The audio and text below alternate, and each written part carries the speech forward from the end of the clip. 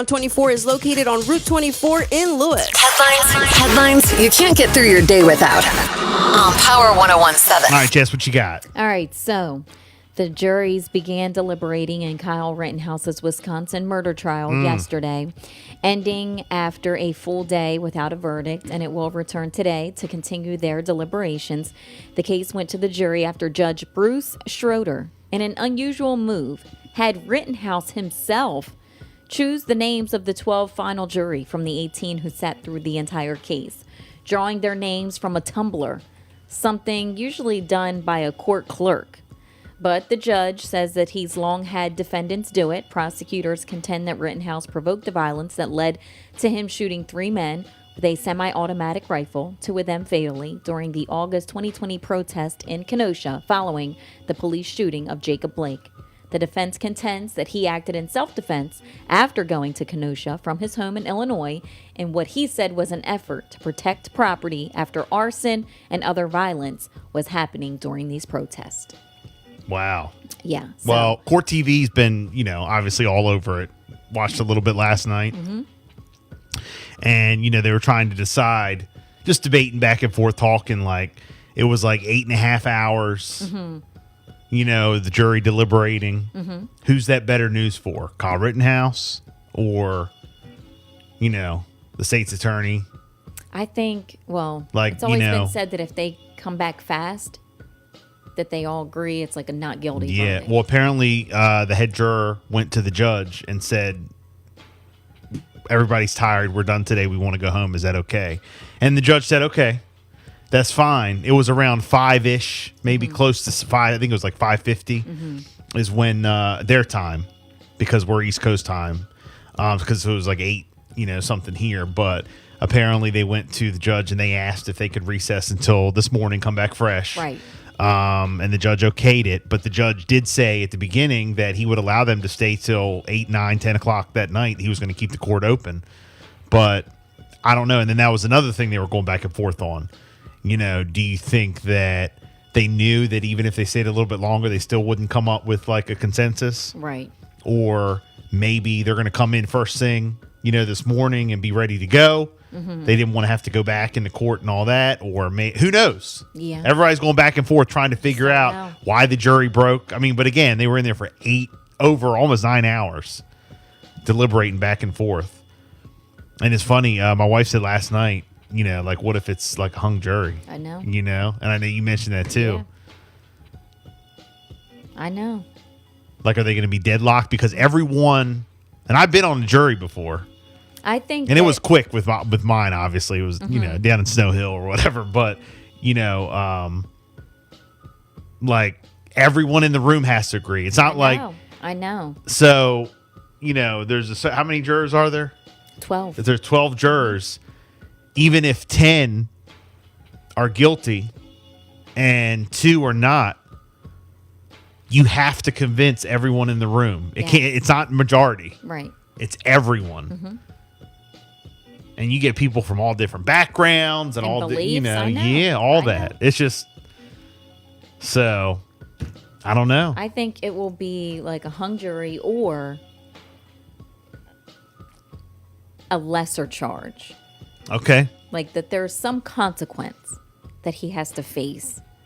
Well, for watching his actions. More of his testimony yesterday, then playing clips, on Court TV.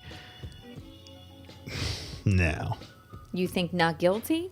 No. I think he should be guilty. I think he should be. Got it. That's me personally. He shouldn't even have been there. Mm-hmm. No, I know that. I know. I agree. Him getting in the car and driving, guilty. The whole thing. But, and again, that's my personal opinion. But. So you're leaning more he put himself in that situation. Yes. A situation that he should not have been in. Yes. And then this is the outcome. Unfortunately, 2 people lost their lives. Yeah. From his actions that he decided. When he got out of that car with a loaded AR-15, he was a threat. Mm-hmm. Done. Mm-hmm. Okay. He was a threat. Yeah. And I don't want to hear, I hear people. His right. He had his right. He was protecting. I hear what both sides are saying, and now I'm just kind of but I don't know what they're going to. Now, what they're gonna. But I'm charge him also, with, if anything. I'm also a fact guy. You know, I don't want to get hung up on my feelings or my opinion. Yeah. I'm a fact. Will they find him? Honestly, I just don't know. I am maybe leaning towards, you know, the hung jury, maybe. I think that, or it's a lesser charge. Like he gets charged with something. Okay. Not murder, but something. Because what he did was just careless. It's going to be interesting. Irresponsible. He's 17. All of it. Taking a weapon, crossing the state line, going there. What were you there doing? Did you think you were like a hero or something? Vinny Politan, thank you so much for joining us tonight here on Closing Arguments. And this is the moment. It's almost like the quiet before the storm. The jury deliberating the fate of Kyle Rittenhouse, 17 years old when he had an AR-15 in the middle of a riot, shot 3 people, killed 2 of them, and now a jury has to decide whether or not Kyle Rittenhouse is a murderer or someone who killed and had to kill in self-defense. That's the issue for this jury, and they deliberated today over 8.5 hours. These moments, I could only tell you about what these moments are like for an attorney. For an attorney, it's excruciating. But I can't imagine what it's like for a criminal defendant, for the family of a victim, for loved ones associated with anyone in this case. It's tough. It's difficult. And you don't know when it's going to end. You don't know when it's going to happen. And you certainly don't know what that jury is going to say. Now, the other question that I get all the time, when is the jury coming back? When are they coming back? How long is it going to take? Well, nobody knows the answer to that question. But what I can share with you tonight, which I share at moments like this, is my own theorem, which will give you some level of a baseline as to when you could expect a verdict, okay? This is Politan's theorem. For every day of trial, expect about an hour of deliberations. For every week of trial, expect about 1 day of deliberations. And what I'm doing here with this theorem is not predicting when the verdict is coming back, but letting you know what an average deliberation time is in the trials that I've covered for decades here on Court TV, all high-profile cases. He's a man. Oh, so this went on for 2 weeks. So you're saying maybe 2 days of deliberations. Yeah, maybe. Average. Are we going to find out his fate today? Well, we'll see. I was looking at my phone, checking everything. Yeah. Yesterday. Wow. Court TV is on it, y'all. That's good stuff.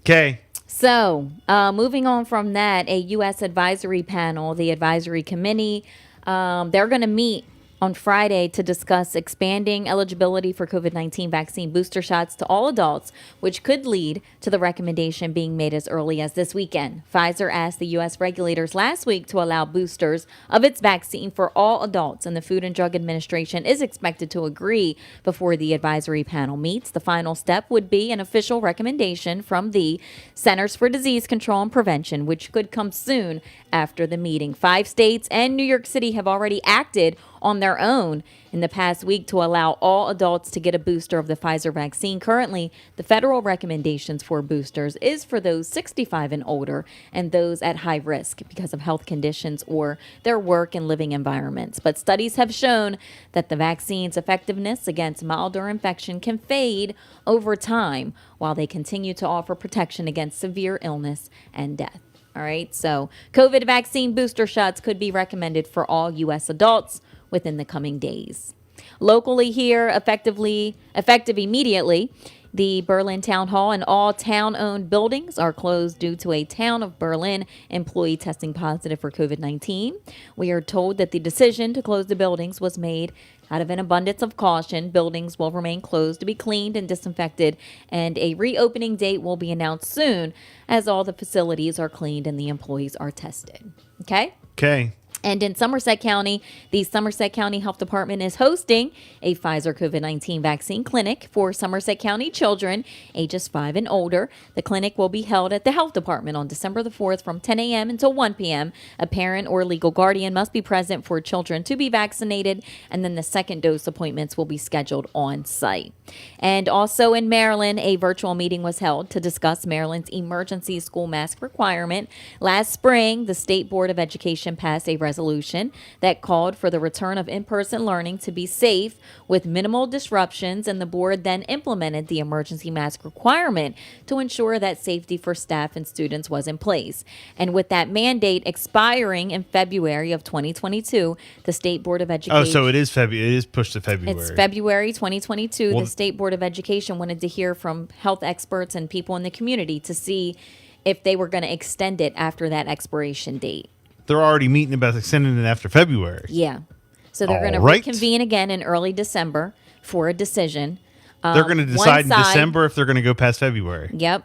One side says that they would like to urge the state to keep it in place as long as possible and children until all children have the opportunity to get fully vaccinated. And then someone else said, hey, with vaccines being available for kids ages 5 and older and other treatment options, I think that the mask mandate should be optional. So on one side, they say keep it in longer. The other side says with the vaccine, let's make it be optional. Well, in Delaware, So- they just extended it to February. Yeah. And then that's the And now expiration Maryland's date. trying. How do they... Never mind. So after the meeting, the Okay. board is going to take all comments. I would wait until January into at least. consideration and emails, and before they move forward, like I said, they will reconvene in early December. Okay. For a decision.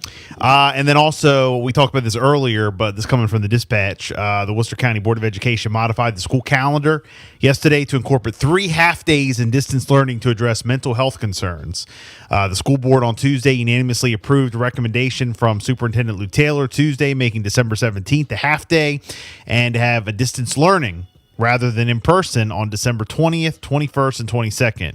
He also recommended half days for March 11th and May 6th. He says, and I quote, as many of you know or have experienced personally, the sustained trauma from the pandemic has brought a new set of challenges to school systems, not only here in Worcester County, but across our country. We know that quality education cannot take place within our classrooms if our students, faculty, and staff are not whole.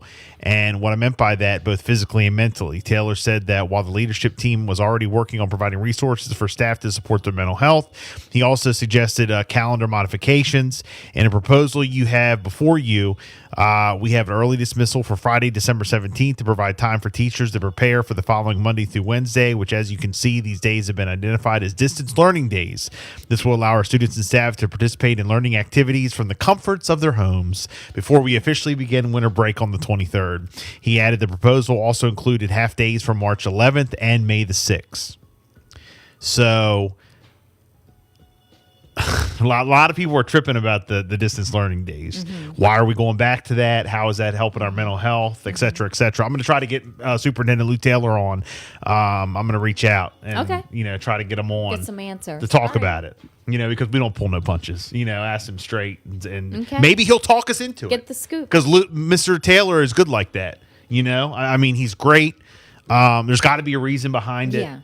I might not agree with something and I say something to him, and by the time the interview's over, I'm like, oh, okay, all right. Yeah, I see. You go along with it and you feel comfortable with Yeah. it. So, but a lot of people aren't feeling comfortable with it, and we're going to talk to him and maybe try to, see what he has to say, and maybe he can make you guys feel a little bit more comfortable with it. So, 6:56. It's the Bill and Jessica show. You want in on the